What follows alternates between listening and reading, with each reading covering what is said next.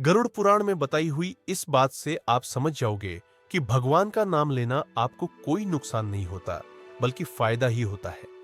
तो दोस्तों, इस कहानी को ध्यान से सुने और समझे। तो चलिए कहानी को शुरू करते हैं।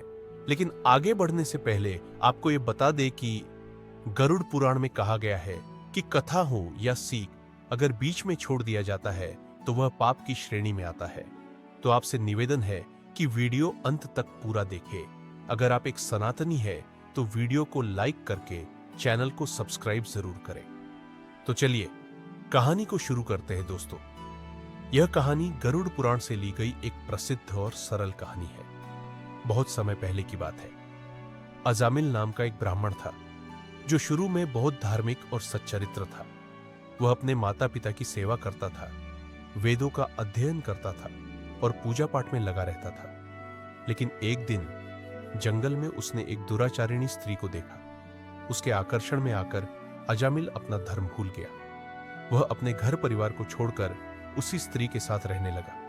समय के साथ उसके कई बच्चे हुए और वह पापमय जीवन जीने लगा। परंतु अजामिल का एक सबसे छोटा पुत्र था। उसका नाम उसने रखा था नारायण, जो भगवान विष्णु का एक नाम भी है। अजामिल अपने बेटे नारायण से बहुत प्रेम करता था। हमेशा उसे पुकारता रहता, नारायण नारायण।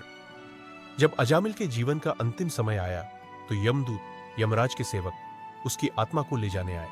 लेकिन जैसे ही वह मृत्यु के कगार पर था, उसने अपने प्यारे बेटे को पुकारा, नारायण।